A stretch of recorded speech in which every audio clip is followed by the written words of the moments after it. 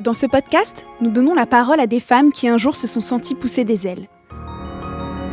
Où ont-elles puisé les ressources pour grandir, s'épanouir et finalement s'envoler d'une certaine façon ?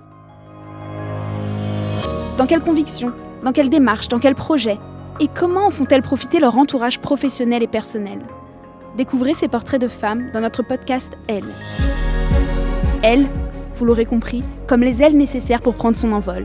Et elles, comme elles, ces femmes qui dans leur parcours professionnel ont su trouver les clés de l'épanouissement et sont bien décidées à les partager au sein de l'entreprise et au-delà. Bonjour Olivia. Salut Marie. Alors aujourd'hui, changement de voix, c'est moi qui ai la chance de t'accueillir dans notre podcast Elle pour ce 3e épisode. Ensemble, nous allons parler de ton parcours, de la communication à l'impact social, de challenges que tu as transformés en opportunités quand en tant que femme tu as pu douter. On parlera aussi de l'importance de l'alignement des valeurs dans tes vies personnelles et professionnelles. Merci d'avoir accepté notre invitation. Merci à toi de m'inviter, je suis ravie. Vaste programme en perspective. Alors aujourd'hui, tu es responsable de l'impact social chez Roule, ex-Club Identicar. Est-ce que tu peux nous présenter ton parcours dans cette entreprise ?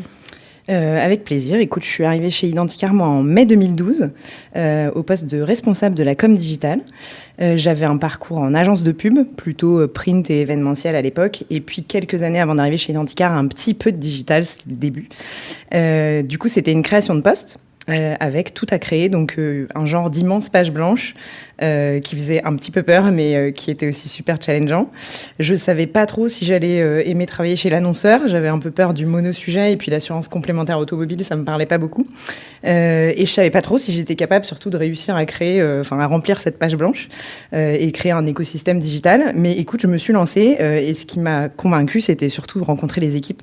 Mon feeling a été super bon dès que j'ai rencontré l'équipe, PME dynamique, taille humaine, un périmètre de poste super challengeant, enfin vraiment de l'authenticité, du franc-parler. Donc voilà, ça m'a paru vraiment assez le bon équilibre et j'avais vraiment envie de bosser dans cette ambiance. Et puis finalement, je regrette pas puisque j'ai passé 6 ans à la com digitale. Je me suis jamais ennuyée, effectivement.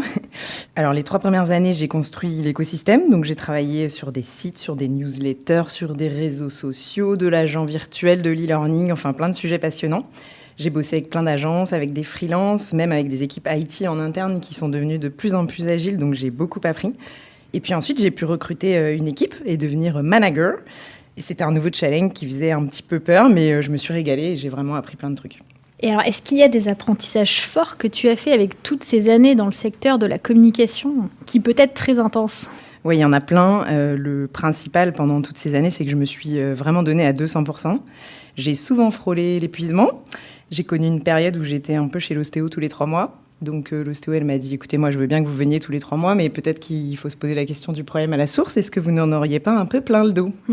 Donc ça a été le déclic pour travailler un peu en développement personnel et m'occuper de ce surengagement dont j'ai d'abord dû prendre conscience et puis ensuite j'ai dû travailler. Écoute, ça s'est passé de façon hyper naturelle. J'en ai parlé à ma DRH, à ma manager, et puis on s'est dit que c'était une bonne idée d'étudier la piste du coaching. Donc j'ai eu la chance de pouvoir faire un coaching en extérieur de l'entreprise qui a duré quelques mois et qui m'a beaucoup appris, puisque du coup l'objectif c'était de me rendre compte que je savais pas dire non.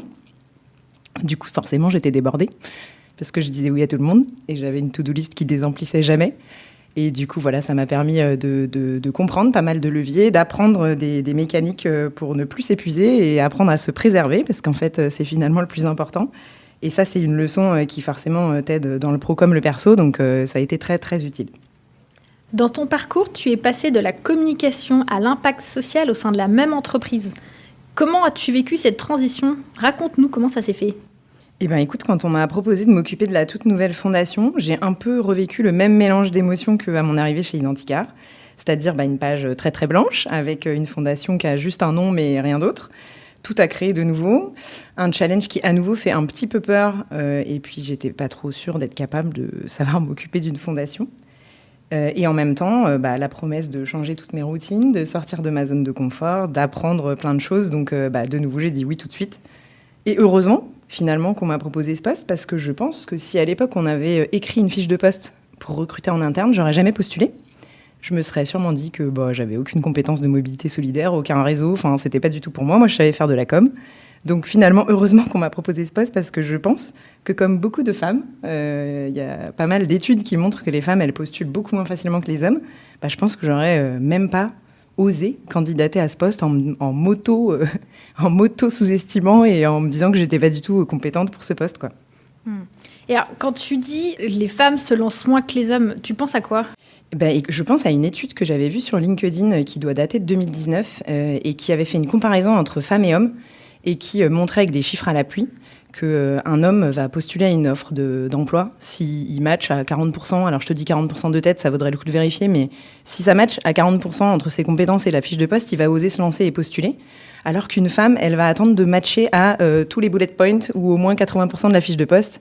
Et si elle ne matche pas, elle se dit « je suis pas capable, c'est pas pour moi » et elle se lance même pas. Donc voilà, les femmes en général osent moins postuler à des offres si elles sont pas pile poil dans ce qu'elles maîtrisent déjà aujourd'hui, quoi. Et je pense que j'en ai fait l'expérience moi à ce moment-là de ma carrière, quoi. En tout cas, la transition d'un poste à l'autre, ça prend du temps pour travailler sur soi, pour se secouer un peu parce qu'il y en a besoin, et puis surtout pour se faire confiance, ce qui n'est pas forcément inné. C'est sûr. L'impact social, les sujets liés à la solidarité, aux associations, ce n'est en général pas la priorité dans les entreprises et pour les collaborateurs. En revanche, chez Roule, la mobilité solidaire, c'est un sujet qui fait partie des axes stratégiques. Alors comment toi, tu as réussi à porter le sujet en interne et à embarquer de nombreux collaborateurs dans l'aventure avec toi ? Écoute, j'ai eu un super outil à ma disposition en termes de management, c'est le Créditant. Ça a permis aux nombreux collaborateurs de s'engager dès le départ dans les projets de mobilité solidaire. Il y a 50 collaborateurs Identicar qui ont levé la main à l'époque. Et quand je discutais, je me rappelle, avec d'autres fondations qui devaient déployer des trésors d'énergie pour engager leurs salariés dans leurs projets. Moi, j'avais tout facilement ce Créditant qui permet donc aux salariés de passer 1 jour et demi par mois sur des projets solidaires s'ils en ont envie. Forcément, ça a été un outil magique. 50 personnes qui lèvent la main, c'est super précieux dès le départ. Je me trouvais hyper chanceuse de ne pas devoir faire beaucoup d'efforts pour engager les collabs. Après, au-delà de ce Créditant, en fait, moi, j'ai découvert dans cette aventure que j'embarquais les gens. J'en étais pas du tout consciente.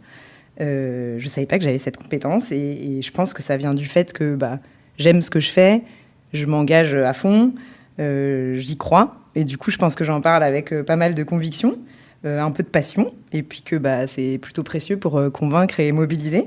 Donc voilà, j'ai aussi été aidée en accompagnement à cette période-là, puisque 50 personnes qui lèvent la main, c'est chouette, mais pour que la magie opère entre des personnes de niveaux hiérarchiques différents, de métiers différents, de cultures différentes, pour qu'ils bossent ensemble, qu'ils contribuent et qu'on aille tous dans le même sens, forcément, il faut un peu d'accompagnement. Donc j'ai eu la chance d'être aidée par Laurence de Chronos, notamment sur tout ce qui est psychodynamique de groupe, mettre toutes ces compétences et toutes ces énergies en mouvement pour aller dans une vision un peu alignée et puis être efficace. Donc voilà, j'ai eu beaucoup de chance parce que j'ai eu pas mal d'outils à ma dispo pour pouvoir mobiliser les salariés. Autre sujet, comment trouves-tu ton équilibre et ton épanouissement entre le pro et le perso ? Écoute, clairement, moi, j'ai besoin d'être la même au boulot et à la maison. Ceux qui me connaissent le savent. Normalement, ils me reconnaissent dans les deux côtés. Du coup, je dois être alignée. Sinon, ça va pas. Et quand ça va ni au pro ni au perso. Donc, c'est un peu compliqué. Forcément, quand tu es aligné pro et perso, l'un enrichit l'autre. Et réciproquement, d'ailleurs. Par exemple, si je te donne un exemple, moi, depuis que je bosse dans l'impact social, évidemment, je veille impact social et environnemental. Et du coup, personnellement, j'ai vachement pris conscience de la crise climatique, des impacts environnementaux.